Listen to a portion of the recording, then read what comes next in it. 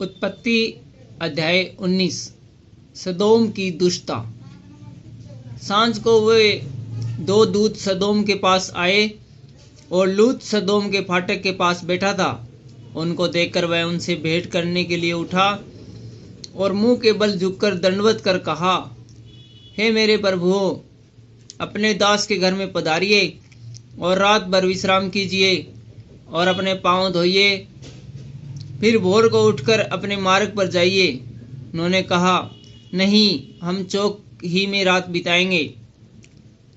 पर उसने उनसे बहुत विनती करके उन्हें मनाया, इसलिए वे उसके साथ चलकर उसके घर में आए और उसने उनके लिए भोजन तैयार किया और बिना खमीर की रोटियां बनाकर उनको खिलाई।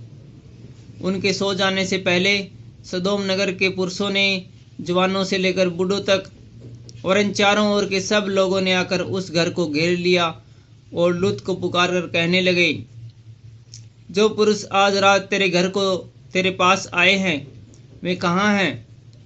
उनको हमारे पास बाहर ले आ कि हम उनसे भोग करें।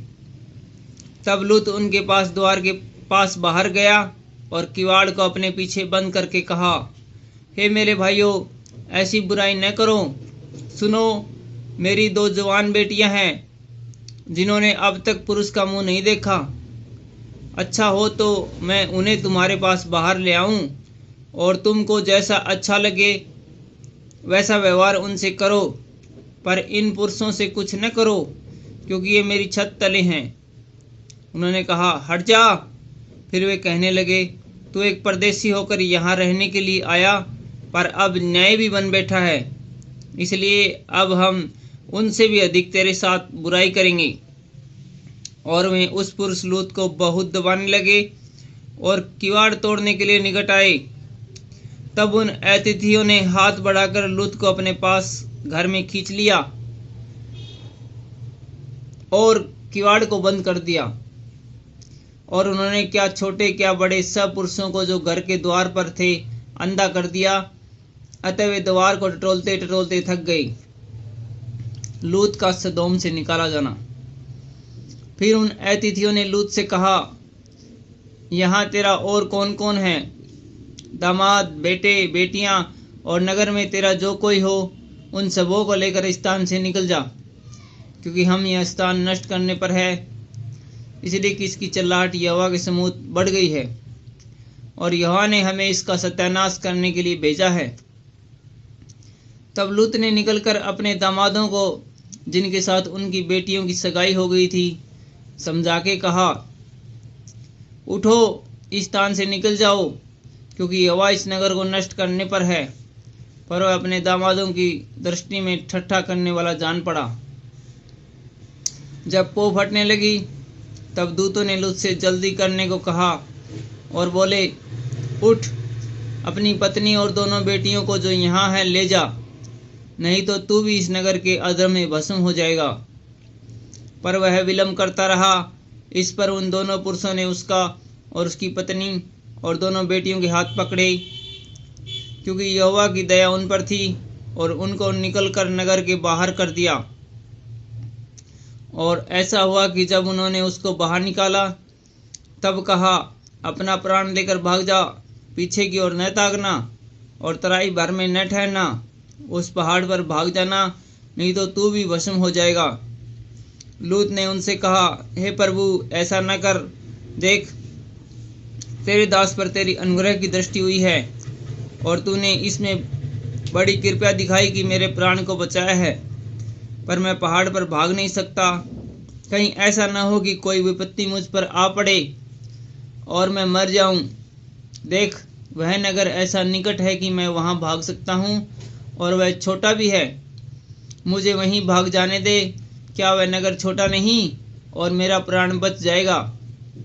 उसने उनसे कहा, देख, मैंने इस विषय में भी तेरी विनती स्वीकार की है कि जिस नगर की चर्चा तूने की है उसको मैं नष्ट न करूँगा।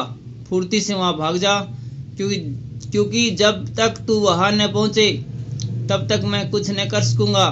इसी कारण उस नगर का नाम सोअर पड़ा। सदोम और अमोरा का विनाश। लूत के सोअर के निकट पहुँचते ही सूर्य पृथ्वी पर उदय हुआ, तब यहोवा ने अपनी ओर से सदोम और अमोरा पर आकाश से गंधक और आग बरसाई और उन नगरों को, उस संपूर्ण तराई को और नगरों के सब निवासियों को भूमि की सारी उपज समेत नष्ट कर दिया। लूत की पत्नी ने जो उसके पीछे थी दृष्टि फेर के पीछे की ओर देखा और वह नमक का खंभा बन गई। भोर को अब्राहम उठकर उस स्थान को गया जहां वह यहोवा के सम्मुख खड़ा था, और सदोम और अमोरा और उस तराई के सारे देश की ओर आंख उठाकर क्या देखा कि उस देश में से धधकती हुई भट्टी का सा धुआं उठ रहा है। और ऐसा हुआ कि जब परमेश्वर ने उस तराई के नगरों को जिनमें लूत रहता था उल्ट पुल्ट कर नष्ट किया, तब उसने अब्राहम को याद करके लूत को उस घटना से बचा लिया। मोआबियों और ओमानियों की उत्पत्ति। फिर लूत ने सोवर को छोड़ दिया और पहाड़ पर अपनी दोनों बेटियों समेत रहने लगा, क्योंकि वह सोवर में रहने से डरता था। इसलिए वह और उसकी दोनों बेटियां वहां एक गुफा में रहने लगे। तब बड़ी बेटी ने छोटी से कहा, हमारा पिता बूढ़ा है और पृथ्वी भर में कोई ऐसा पुरुष नहीं जो संसार की रीति के अनुसार हमारे पास आए। इसलिए हम अपने पिता को दाख मधु पिलाकर उसके साथ सोएं, जिससे कि हम अपने पिता के वंश को बचाएं। अतः उन्होंने उसी दिन रात के समय अपने पिता को दाख मधु पिलाया। तब बड़ी बेटी जाकर अपने पिता के पास लेट गई, पर उसने न जाना कि वह कब लेटी और कब उठ गई। और ऐसा हुआ कि दूसरे दिन बड़ी ने छोटी से कहा, देख, कल रात को मैंने अपने पिता के साथ सोई, इसलिए आज भी रात को हम उसको दाख मधु पिलाएं। तब तू जाकर उसके साथ सोना कि हम अपने पिता के द्वारा वंश उत्पन्न करें। अतः उन्होंने उस दिन भी रात के समय अपने पिता को दाख मधु पिलाया, और छोटी बेटी जाकर उसके पास लेट गई, पर उसको उसके बीच सोने और उठने के समय का ज्ञान न था। इस प्रकार से लूत की दोनों बेटियां अपने पिता से गर्भवती हुई। बड़ी एक पुत्र जनी और उसका नाम मोआब रखा। वह मोआब नामक जाति का जो आज तक है मूल पिता हुआ। और छोटी भी एक पुत्री जनी और उसका नाम बेनमी रखा। वह अमोनिया वंशी का जो आज तक है मूल पिता हुआ।